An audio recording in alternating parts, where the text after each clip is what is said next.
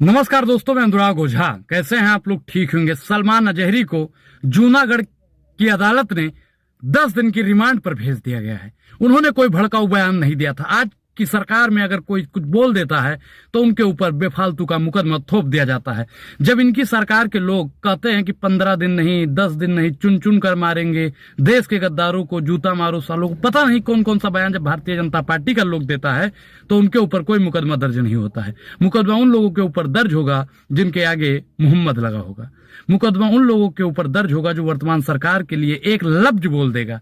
मैं आपको साफ और स्पष्ट बता दूं कि उन्होंने कहा था कि कुत्तों का वक्त है, हमारा दौर आएगा।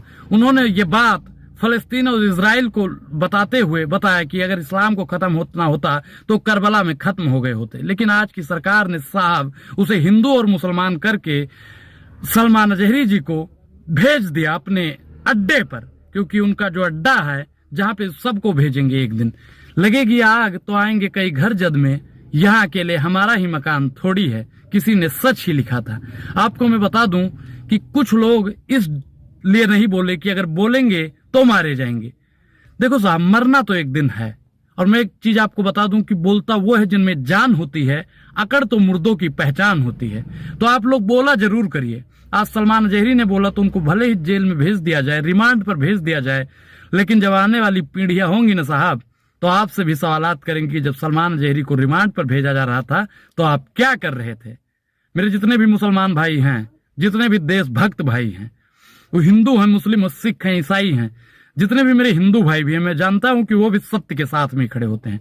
और अगर सलमान अजहरी हिंदुओं के लिए लेकर कुछ बोलते तो मैं जरूर बोलता कि सलमान अजहरी जी गलत कर रहे हैं। लेकिन उन्होंने हिंदुओं का नाम नहीं लिया है, उन्होंने किसी धर्म विशेष का नाम नहीं लिया है। साहब, आपको याद होगा कि जब उनको पुलिस लेकर जा रही थी अहमदाबाद से जूनागढ़ के लिए, तो उनके जो समर्थक थे उन्होंने लाखों करोड़ों की भीड़ इकट्ठा कर दी थी। लेकिन सलमान अजहरी ने कहा कि अब शांति बनाए रखें, हमें अपने कचहरी पर, अपने कोर्ट पर, अपने न्यायालय पर भरोसा है, न्यायपालिका पर अपने हमें भरोसा है। लेकिन जब भारतीय जनता पार्टी का कोई लोग होता है, बड़का नेता होता है, तो वो अपने समर्थकों को उकसाता है कि आप ये करिए, थाने पर जाइए, फलाना ढिमकाना, उपद्रव करिए, एक भाषा में अगर बोला जाए। लेकिन आज के डेट में अगर देखा जाए ना साहब, तो मुझे लगता है, मेरा पर्सनल विचार है कि सलमान अजहरी के साथ में जो हो रहा है बहुत ही निंदनीय है। कि कविताकार अगर कविता नहीं पढ़ेगा साहब तो क्या करेगा? अगर शायर मुशायरा नहीं करेगा तो क्या करेगा? चरण चंबुकम करना तो मुशायरों का काम नहीं होता है। एक से बड़े एक कवि हुए हैं, एक से एक धुरंधर हुए हैं, जिन्होंने एक से एक बढ़ के राजनीतिक कटाक्ष भी किया। एक हमारे मित्र हैं, उन्होंने तो लिखा है कि चोर उचक्का डाकू हुई हैं, तब हूं उनके सम्मान करो, भरी दोपहरिया में लाइन लगा के 100% मतदान करो। अब बताइए कि कविताकारों का मतलब ही होता है कि कविता पढ़ी जाए। उन्होंने ऐसा कुछ नहीं कहा, लेकिन आज की पुलिस और प्रशासन आंख बंद करके बैठ गई है। उनको खुद सोचना चाहिए कि क्या सत्य है और क्या असत्य है। उन्होंने सिर्फ इजराइल और फलस्तीन को लेकर जो बताया कि करबला में अगर इस्लाम को खत्म किया जाता तो करबला में ही खत्म हो गए होते। और मैं कहता हूं कि मुगलों का इतिहास वर्तमान सरकार को पढ़ना चाहिए, मुसलमानों का इतिहास पढ़ना चाहिए। बीर अब्दुल हमीद के बारे में आप लोगों को बताऊंगा। जो बीर अब्दुल हमीद थे ना, पाकिस्तानियों को चना चबवा दिए थे। अब्दुल गफ्फार खान, जब जलियांवाला बाग हत्याकांड हुआ ना साहब, तो अंग्रेजों ने कहा कि पठान भाग रहे थे इसलिए हमने गोली चलाई।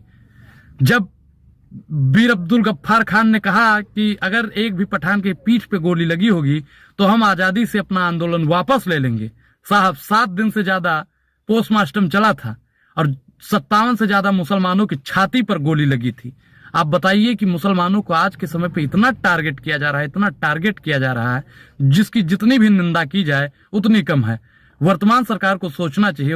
वर्तमान सरकार तो कहती है कि सबका साथ, सबका विकास और सबका विश्वास। मैं उसको एक लाइन याद दिलाऊंगा कि सभी का खून शामिल है यहाँ की मिट्टी में, ये हिंदुस्तान किसी के बाप का थोड़ी है। न तेरा है न मेरा है, ये हिंदुस्तान सबका है। नहीं समझी गई बातें तो फिर नुकसान सबका है। जो इसमें मिल गई नदियां उसे भुलाया नहीं जाता, महासागर बनाने में मगर एहसान सबका है, एहसान सबका है। तो ये आप लोगों को सोचना साहब बहुत ही जरूरी है, क्योंकि अगर आप लोग समझेंगे नहीं ना तो ये आग एक घर से लगी है, ये आग एक घर से लगी है, ये धुआं पूरे देश में न छा जाए तो साहब कहना। अगर आप लोग आज नहीं बोले ना तो आज सलमान अजहरी गए हैं कल अनुराग ओझा की भी बारी है, परसों आपकी भी बारी है, सबकी बारी आएगी। जैसा मैंने बताया कि लगेगी आग तो आएंगे कई घर जद में, यहां अकेले हमारा ही मका थोड़ी है। तो सबका नंबर आएगा साहब, आज उनका है, कल आपका आएगा, परसों हमारा आएगा। तो इसलिए आप लोग बोलना जरूर सीखिएगा। वर्तमान सरकार के लिए भी बोलिए कि वर्तमान सरकार गलत काम कर रही है। सलमान अजहरी ने तो कुछ नहीं गलत बोला है। मैं कहता हूं, पूरे दावे के साथ मैं कहता हूं, मैं उनका पूरा समर्थन करता हूं, मैं उनके साथ खड़ा हूं।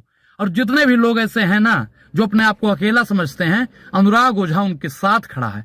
आप लोग अनुराग ओझा का सपोर्ट करिए और अनुराग ओझा आपके साथ पूरी ताकत और जोश और जवास के साथ में खड़ा है। किसी के भी साथ में गलत होगा, वो हिंदू हो, मुस्लिम हो, सिख हो, ईसाई हो, अनुराग ओझा उनके साथ डट के खड़ा रहेगा। अनुराग ओझा ही नहीं देखेगा कि हिंदू है कि मुसलमान है। अनुराग ओझा हक अधिकार की बात करेगा, सत्य की बात करेगा, धर्म और मजहब की बात अनुराग ओझा नहीं करता है। और अगर सलमान अजहरी हिंदुओं को टारगेट करते, हिंदू का नाम लेते, तो अनुराग ओझा भी सलमान अजहरी के विरोध में रहता। लेकिन उन्होंने किसी का नाम नहीं लिया है, किसी की भावनाओं को आहत नहीं किया है। तो आप लोग भी सलमान अजहरी का अगर सपोर्ट करते हैं तो अपनी प्रतिक्रिया दें और वीडियो को ज्यादा से ज्यादा शेयर करें। और अभी तक आपने हमारे चैनल को सब्सक्राइब नहीं किया तो सब्सक्राइब करिए, ज्वाइन करिए और वीडियो को ज्यादा से ज्यादा